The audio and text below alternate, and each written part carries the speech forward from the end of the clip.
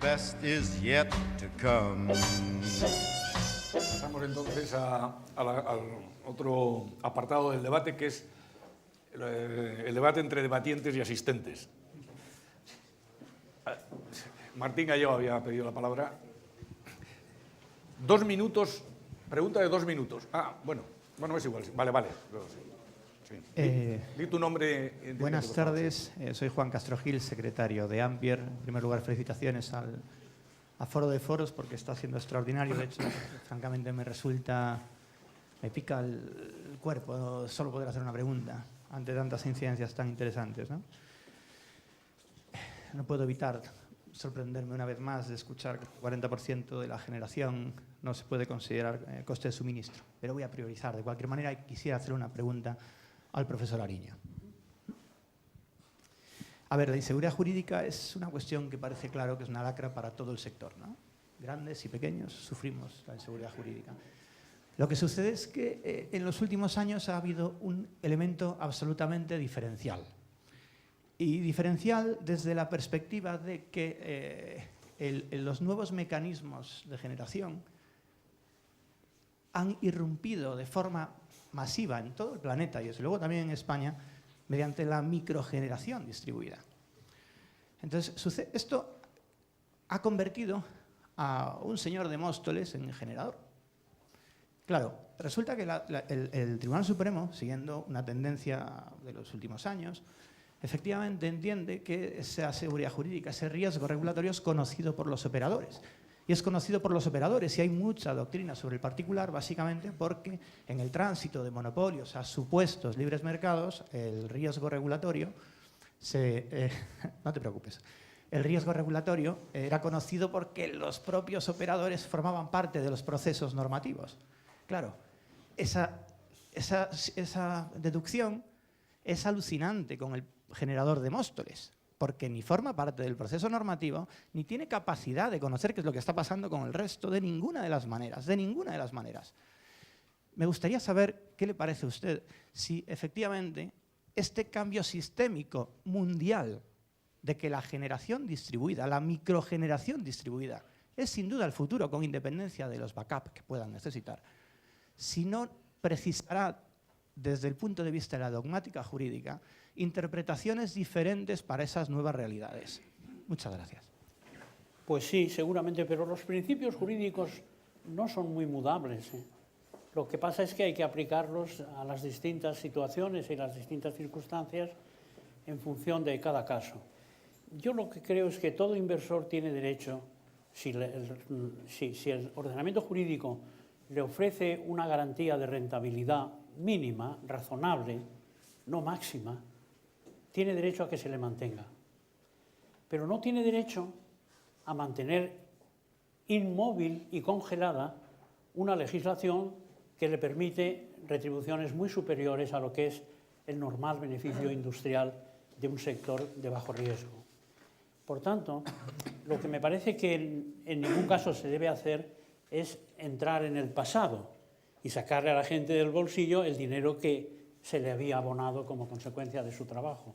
Pero cambiar las circunstancias en las cuales se debe llevar a cabo una actividad, eso siempre es posible para el legislador, siempre que no le arruine, siempre que no le prive de una rentabilidad razonable, que en este proyecto, en la ley nueva, parece que está identificada con el mercado secundario de los bonos del Tesoro a 10 años, más 200 o 300 puntos según las circunstancias, según los supuestos de hecho. A mí me parece que si eso da una rentabilidad del 7,5% o del 8%, si no es así, hay que indemnizar. Pero si es así, el Estado tiene libertad para cambiar la regulación. Y respecto a claro, en el derecho las analogías son peligrosas, ¿no? Porque claro, dice, es que esos fueron de la misma manera que el juez no se le puede quitar el sueldo que en su día cobró, salvo que hubiese habido no un estatuto funcionarial, sino un contrato entre el juez y el Estado en el cual se le hubiese establecido unas garantías en pro y en contra, ¿no? De la misma manera que el sector con los costes de transición a la competencia se le aseguraron ingresos futuros en base a presupuestos pasados, no es impensable que se le reduzcan los ingresos pasados en base a cambios de circunstancias futuras. Siempre que eso esté previsto, siempre que esté previsto en la ley. Porque ¿eso qué es eso? Eso es una quita. Eso es una quita, la misma quita que se pide hoy para la hidroeléctrica o para la nuclear. Es que ya amortizaron, es que ya cobraron sus ingresos, es que cobraron los costes de transición, es que ahora lo que está son windfall profits, ¿no? O excess profits, ¿no? Bueno, pues a lo mejor también es pensable eso para determinadas explotaciones de energía, llamémosle renovable, que ha percibido ingresos superiores a los que se merecía. Martín Gallego.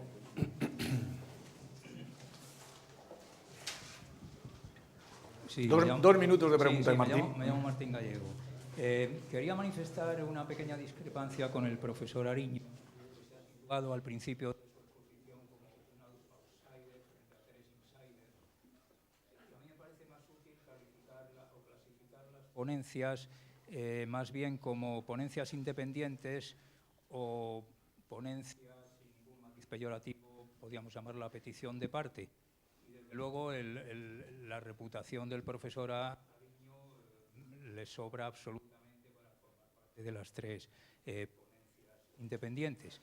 Y digo que me parece más útil clasificarlas así porque lo que me he notado es la constatación de la coincidencia de las tres ponencias independientes sobre el diagnóstico y sobre las soluciones posibles al problema eléctrico, ¿no? Y todos han hablado más o menos de lo mismo, mercados no competitivos,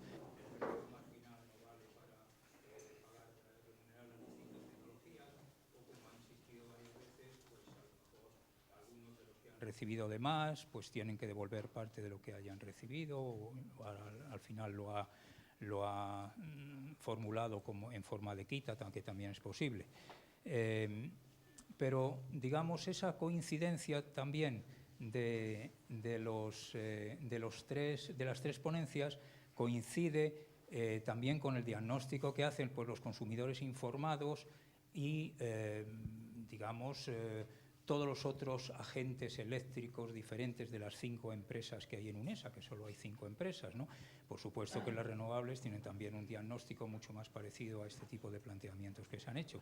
Entonces, a mí lo que me produce cierto estupor es cómo el otro relato oficial que ha establecido UNESA y que no me ha sorprendido nada, que claro, su representante pues, lo haya expuesto aquí, pero en cambio el apoyo mediático, académico, de consultores que ese relato oficial tiene, me produce un cierto estupor y que a veces ya va cambiando en indignación cuando veo, por ejemplo, como el presidente de la patronal pues, ha hablado y más de una vez de que, por ejemplo, la energía nuclear es buena, bonita y barata, cuando resulta que sus empresas lo que están pagando es la energía nuclear al precio del gas, con lo cual parece que o no ha entendido nada, lo cual es extraño en una persona de sus características, o es que no hay otro relato dominante. Y también me indigna un poco, ya para terminar, yo creo que el tratamiento desequilibrado que ha dado el Gobierno dentro de la crisis económica a un reajuste del déficit que desde mi punto de vista ha sido bastante desequilibrado, ya que las empresas que han contribuido más desde mi punto de vista a la crisis con esos precios tan elevados que tenemos son las que menos han contribuido al ajuste. Bueno, por alusiones, Gaspar, pero luego por alusiones tiene que contestar, obviamente, Eduardo. ¿No quieres? Vale. Bueno, luego si quieres intervenir. No, bueno. Es que no hay ninguna pregunta, hay un alegato y ante eso poco hay que contestar, ¿no? Yo únicamente quiero agradecerle su... Tiene usted razón. O sea, yo más que outsider soy bastante independiente en general en el tratamiento que le doy a los temas, ¿no? Porque nunca me he sentido al servicio de nadie. Y siempre he dicho lo que creía que tenía que decir, aquello de lo que yo estaba convencido, lo cual me ha acarreado algunas listas negras, ¿no? Pero bueno, esa es la vida. es verdad que hay una coincidencia básica. Y yo lo que creo es que esa coincidencia básica entre los tres, llamémosle independientes aquí, en el sentido de que no estamos vinculados a ninguna organización, pues es algo que se está extendiendo en los medios de opinión. Lo que pasa es que el sector eléctrico es bastante opaco para el público y es bastante esotérico. Y puede haber un presidente de la COE que diga que la energía nuclear es buena, bonita y barata. No es que es ignorante, es un ignorante, ¿no? Pero es que del sector eléctrico hay mucho ignorante y no hay que tomarles, porque realmente es una frasecita que se le ha salido ese día y bueno, pero yo espero que la verdad y la razón se abran camino. Y las cosas que yo leo en los últimos tiempos, en lo que podríamos llamar publicaciones profesionales o publicaciones académicas o publicaciones científicas, pues son bastante coincidentes y están en la línea de lo que esta noche hemos escuchado aquí. No simplemente no contestar, sino porque ante una no pregunta, pues es una no respuesta, ¿no?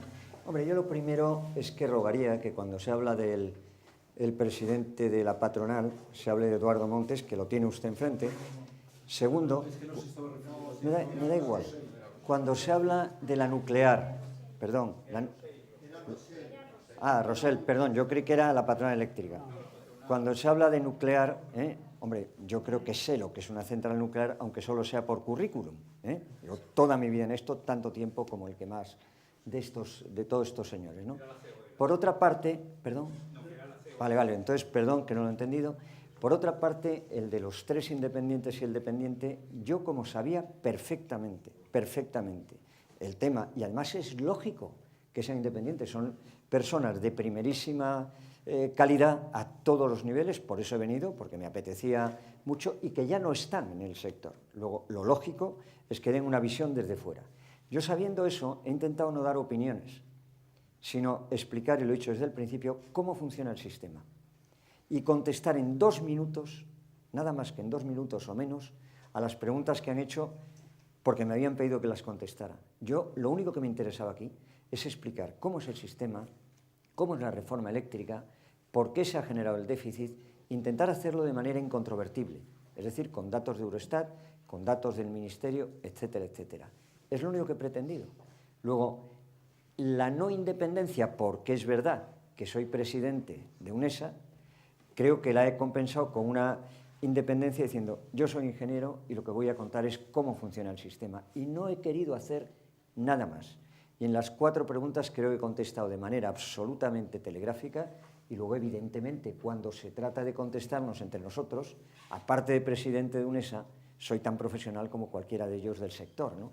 Entonces, yo estoy muy tranquilo con su aseveración de que son independientes o no. Tiene usted toda la razón, pero he intentado compensar esto haciendo una exposición absolutamente, intento, objetiva y con transparencias que no son mías.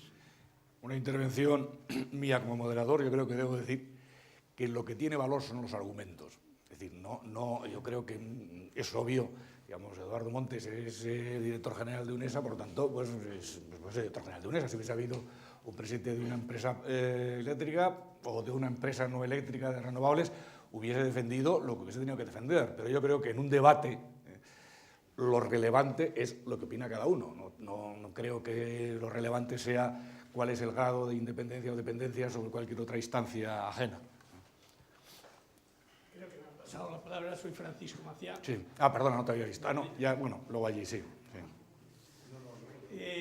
Entonces, eran 2 o 3 matizaciones rápidas. Una, en el cuadro este que ha expuesto Eduardo, que está muy bien, yo creo que el gráfico este donde pone las subvenciones a las renovables del 800 y pico %, hay que resulta tendencioso en el sentido de que, claro, si comparamos el año 2005 con el año 2013, en el 2005 tú y yo sabemos que no habían renovables que cobraran primas, porque las renovables era o la gran hidráulica o la pequeña hidráulica, que es esto. Mientras que en el 2013, de los 5 teravatios hora se había pasado a más de 70 teravatios hora, por tanto el crecimiento no es porque se haya dado una gran subvención a las renovables, sino porque ha habido un gran crecimiento de las renovables.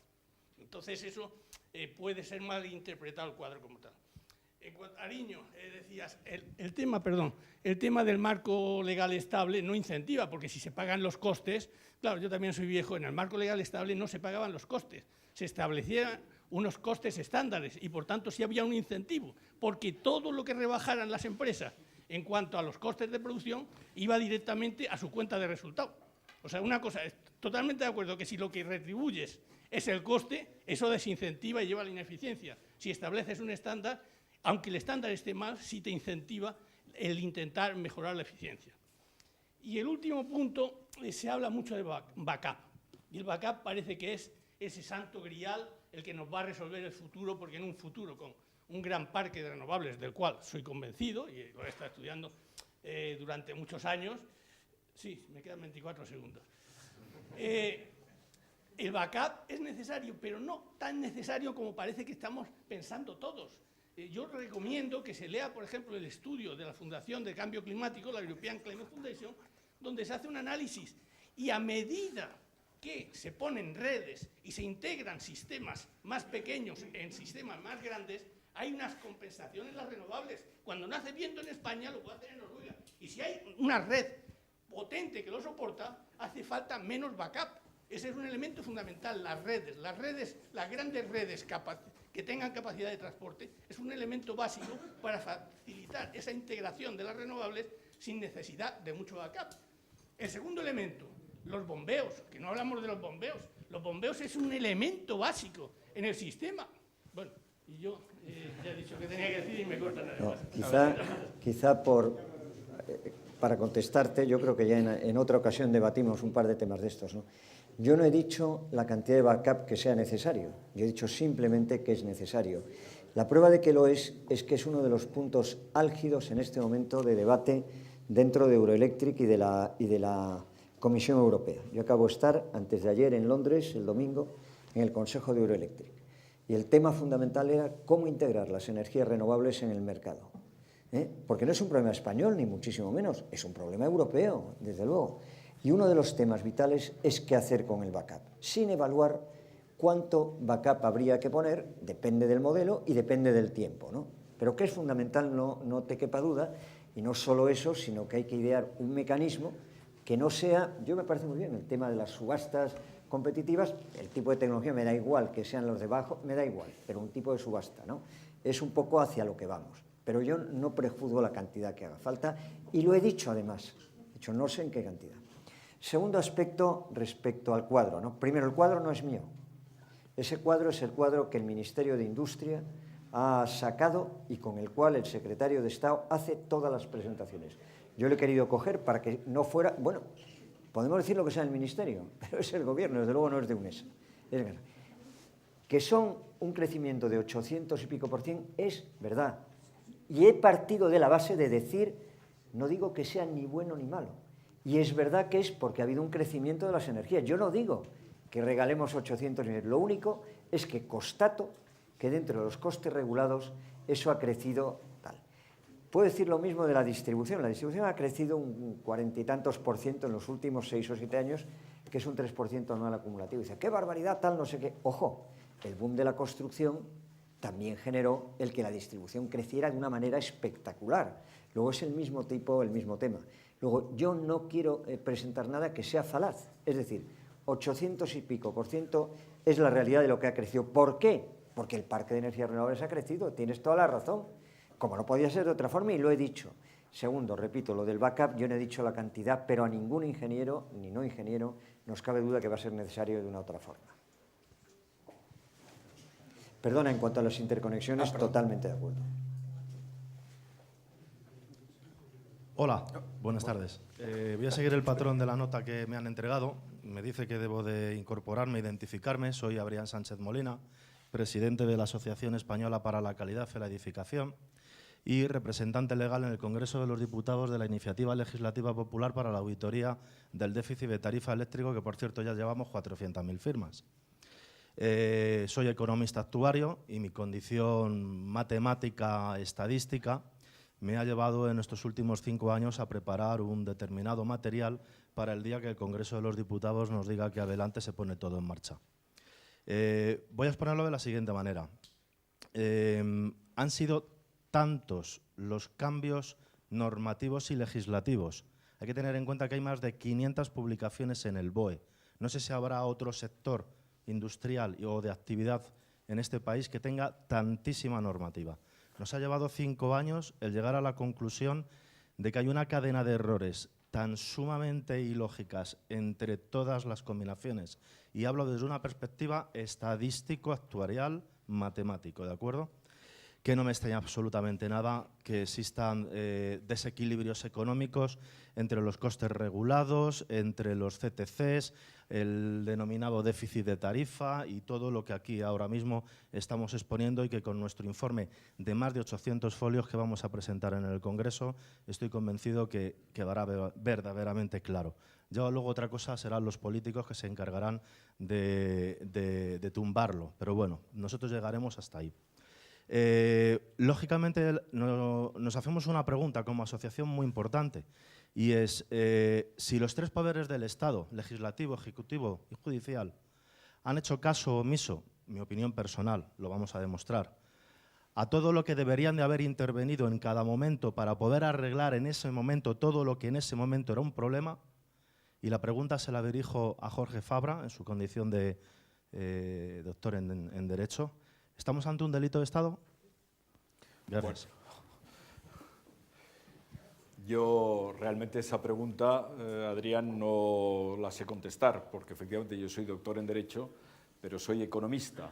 Y como la regulación es una disciplina, es un asunto, una materia pluridisciplinar, podía haber presentado mi tesis doctoral en Economía o en Derecho. Yo me considero economista, no me considero jurista.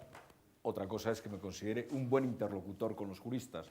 Así es que le paso esa pregunta al auténtico jurista que hay aquí, que es Gaspar Ariño. Yo no soy penalista. Al final la acabo contestando yo. Yo soy administrativista y soy especialista en regulación económica. Pero Somos ingenieros, claro. Nosotros dos somos ingenieros, o sea que no podemos contestar. Somos ingenieros, cualquiera de los dos. yo creo que penalmente no es sancionable, porque el derecho penal exige una tipificación específica, concreta, y también exige una culpa o un dolo. Y entonces yo creo que aquí no hay dolo ni culpa. Aquí lo que hay es que nadie ha querido hacer frente a un problema que podía desplazar hacia el futuro. Y como es un sector en el cual es todo argumentable, todo demostrable, nada es seguro, depende de las bases de que partas, del enfoque que le des, pues entonces se ha configurado, tiene como resultante esa barbaridad de 30.000 millones o más, no sé cuántos serán ahora, de deuda, 30.000, de déficit público oculto, que realmente algún día supongo que lo tendrán que incorporar a la deuda pública nacional, ¿no? Porque ¿quién va a pagar eso? Pues yo digo en el papel, todos deben contribuir. Y ahí es donde yo pensaba que la mesa, el acuerdo del sector, es el primero que hay que conseguir. El sector este es un sector en el que todo el mundo se conoce muy bien y todo el mundo sabe muy bien qué es lo que hace el otro, cuánto le cuesta, cuál es la... Y por tanto, lo que hace falta es poner toda la verdad sobre la mesa. Y toda la verdad solo la conocen ellos. No UNESA, sino también todos los renovables y los banqueros. Porque los banqueros han financiado esto como los Reyes Magos, ¿no? Porque había unas previsiones de rentabilidad del 15 o del 20%. Claro, cuando dicen, es que lo que hay que aplicar es el WACC y no la rentabilidad razonable. Mire, yo hace muchos años traté, en nuestras leyes había un concepto que luego ha desaparecido con los anagramas estos anglosajones, ¿no? Pero que en el Reglamento de Servicios de las Corporaciones Locales de 1955 decía el normal beneficio industrial. Normal beneficio. Bueno, pues el normal beneficio industrial es lo que hoy es la rentabilidad razonable. Yo traté un día, para un cliente que me pidió un consejo, de cifrar eso, ¿no? Y acudía Pues a muchos criterios. Por ejemplo, el interés legal, más unos puntos. El interés procesal. El interés fiscal. ¿Cuánto cobra Hacienda cuando no le pagas? El coste de los avales. El interés de descuento del Banco de España, etc. Y hice una suma de todos ellos y luego hice la media. Una cosa muy poco, para un estadístico como usted, mira, este es un ignorante, ¿no? Porque yo no ponderé nada, yo era un jurista que tenía que darle a esa... Y me salía entonces, pues un 8, un 9%. Y estaban los intereses mucho más altos de lo que están ahora, ¿no? Pero en fin, eso era para una empresa de tranvías y me aceptaron aquello, ¿eh? y me pagaron mi dictamen. No mucho, porque de esto yo tengo una historia que como ya son las 9, no hay más preguntas, pero la puedo contar. Sí, porque... no, hay una pregunta. Perdón. ¿Está encendido? Sí. Soy Agustín Aragón, ingeniero industrial, jubilado, y mi vida profesional ha estado en esto del ahorro, en la eficiencia energética y demás. Y me quisiera llevar una cosa diferente, nueva, después de haber oído todas las intervenciones. Leyendo lo que ha escrito el profesor Ariño y oyéndolo después, llego a una conclusión muy rápida, y es que estamos en una situación esperpéntica, en el sentido del esperpento de Valle-Inclán. Es decir, lo que debería ser puesto delante de los espejos convexos y cóncavos de la calle del Gato, decía Valle-Inclán. Salir del esperpento no es fácil, es muy complejo, y lo que tiene que desaparecer primero son los espejos cóncavos y los espejos convexos para ver la realidad. La realidad es muy difícil verla dentro del bosque, porque los árboles no nos hacen ver el bosque, es una cosa muy vieja y clásica, eso lo he estado observando, quiérase que no aquí. Por tanto, tendríamos que salirnos del bosque y tener una visión como la que tiene el profesor Ariño, que ha sido muy ilustrativa y explicativa para el ciudadano común, y eso me lleva a una pregunta a los componentes, a los intervinientes. ¿No creen ustedes que la situación es lo suficientemente triste, dolorosa, lamentable, esperpéntica, etcétera, y deprimente para los ciudadanos, como para que llegue el momento ya, que es el momento de hacer una auditoría regulatoria, un diagnóstico de lo que se ha hecho históricamente, para que podamos ver dónde han estado esos excesos para lo que tan dado ese sector? Exceso de potencia, exceso de cargo metido en la tarifa por las renovables, exceso en la retribución de determinadas tecnologías más que amortizadas, exceso de poder del regulador, que tiene el lujo de reconocer unos costes y decir, pero no, que lo paguen los ciudadanos que vienen después, que lo paguen otras generaciones. Todo eso, hay una situación, a mi juicio, esperpéntica, que creo, y esa es la pregunta, solo una auditoría regulatoria, con un diagnóstico objetivo y multidisciplinario en el sentido de todos los sectores intervinientes. Para eso también es necesario que el propio sector eléctrico se descabalgue de aquella antigua, y ya termino, de aquella antigua idea que me decía un querido amigo presidente de una empresa, ya no está con nosotros, cuando me decía, Agustín, vosotros hacer los planes, las leyes, pero déjanos a nosotros los decretos y las órdenes ministeriales. Hay que cambiar también esa cultura. Hemos cumplido la hora. No tengan miedo, que aunque dice aquí que luego entre 21 y 21:10 hace unas conclusiones el moderador, no voy a hacer conclusiones, solo voy a referirme a una cosa porque me ha chocado, que es que personas que están en desacuerdos profundos sobre muchas cosas, sin embargo todos estaban de acuerdo, como decía antes Gaspar, en defender la competencia y de alguna manera el mercado. Yo creo que simplemente me gustaría aclarar esta cuestión. No es lo mismo el mercado que la utilización de instrumentos competitivos para asignar recursos. A lo que vamos previsiblemente es a que el regulador asigne la oferta, ya sea de capacidad global de capacidad renovable por las distintas tecnologías y luego se puede utilizar instrumentos competitivos de asignación de recursos. Pero ni siquiera en los mercados de capacidad de Estados Unidos, que se llaman mercados, solo son mercados por la mitad.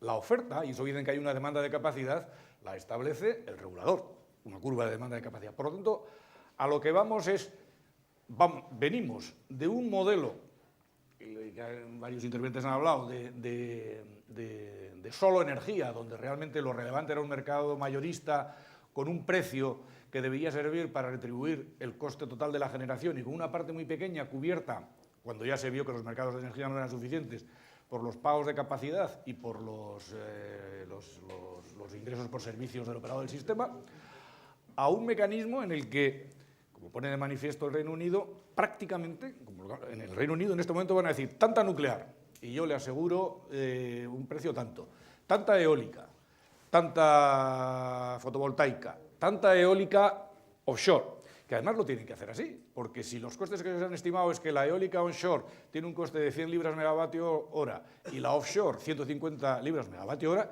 tienen automáticamente que decir, a ustedes, a que una subasta para la offshore y otra subasta para la onshore. Entonces, ¿eso es un mercado? No es un mercado.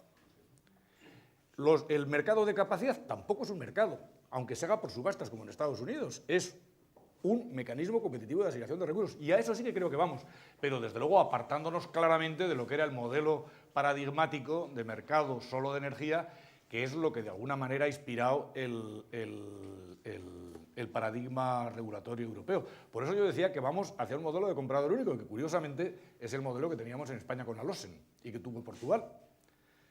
Es decir, ahora, sí, digamos, todos nos hemos olvidado, pero realmente el mercado de la LOSEN era el modelo de la LOSEN era un modelo de comprador único. Y de hecho, las primeras directivas en Europa, cuando se planteó la liberalización, planteaban las dos alternativas. Puede usted elegir la de el modelo comprador único o la alternativa que finalmente se ha impuesto. ¿Qué es lo que está ocurriendo? Como siempre ocurre en Europa, que sin decirlo, porque además los británicos fueron los primeros que abordaron el modelo estándar liberalizado y son los primeros que se están saliendo de ese modelo estándar liberalizado para irse al modelo de comprador único. Y vamos a acabar, sin decirlo, en un modelo de comprador único. Sí, perdón. No, a mí me gustaría decir dos palabras contestando a este señor que ha planteado una cosa muy importante, que es si hay alguien aquí capaz de hacer un diagnóstico que diga la verdad y que analice las cosas. Yo lo que le preguntaría es eso, ¿quién lo hace? En España, ¿quién es fiable para poner en sus manos esta tarea? Esa es una grave carencia que tiene nuestro país. En Inglaterra, tan ejemplar en tantos temas, ¿quién haría esto? Pues mire usted, es posible que un Royal Paper, la corona, asumiría la responsabilidad de un gran problema nacional, como es este, y lo encomendaría a una comisión presidida por un ilustre ex-member of the Parliament, y luego eso sería enviado formalmente al Parlamento, que debería de constituir una comisión de estudio, etc. En España no tenemos Royal Papers y vamos perdiendo esa capacidad institucional de que alguien sea fiable en el país. Ese es un grave... Yo he escrito hace poco una cosa, porque creo que eso sí que le corresponde a la corona. Lo que pasa es que eso requiere institucionalizar la corona. Pero ese es otro tema al que yo invito al señor organizador de que en estos momentos no estaría nada mal. Yo apuntaría quizá, es decir, si revisamos cuántas decisiones de extraordinaria envergadura en este sector se han adoptado por Real Decreto Ley, cuya única base, soporte justificativo ha sido la exposición de motivos, dices, es extraordinario. Es decir, es una muestra de nuestra calidad institucional el que tengamos que esperar a ver qué sale del Consejo de Ministros o a ver qué se publica un lunes sin que haya habido ningún soporte documental, diagnóstico, planteamiento de alternativas, debate de alternativas y propuesta del Gobierno. Que eso es el procedimiento ordinario para regular, ¿no? No, aquí lo hacemos con reales decretos leyes y exposiciones de motivos que en muchos casos no aportan ni siquiera un mínimo razonamiento que justifique la parte dispositiva. Yo añadiría que en la legislación española existe perfectamente establecido la obligación de que los nombramientos en los reguladores recaigan en personas de experiencia acreditada en la materia. Bueno, esto se ha cumplido en España a lo largo de la vida y de la historia de los órganos reguladores aproximadamente en un 20%. Uno de los problemas, yo creo, de la mala regulación es incompetencia, por falta de conocimientos y de experiencia profesional en el sector en concreto, que naturalmente son presa, estos reguladores, de explicaciones intuitivas, sencillas y simples, pero que son completamente mentira. Y este efectivamente es uno de los problemas, pero bastaría con respetar la ley, y este sería el pacto de Estado más robusto para que empezáramos a superar los problemas que hemos estado comentando. De hecho, en el Reino Unido han seguido un procedimiento mucho más simple, ¿eh? No han seguido, para la última reforma regulatoria, lo primero, tienen un órgano regulador, la Ofgem, que es de absoluto prestigio desde el principio, cosa que pues nosotros, y después de lo que tú has sugerido, después de hacer esa especie de macro artefacto que va a decidir sobre todo, pues mucho peor.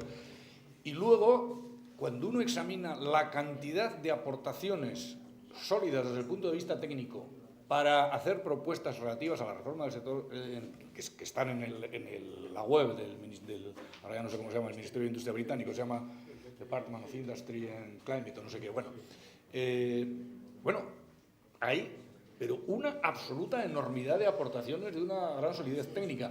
Entonces, realmente, la cuestión es que, y vamos, volvemos un poco digamos, al hecho de cómo se toman, a veces se toman por razones de urgencia. Todo es absolutamente explicable. Es decir, desde el punto de vista político, si alguien está absolutamente horrorizado con el déficit tarifario, dice, dígame usted, déjese de bobadas, esto es lo que quiero solucionar.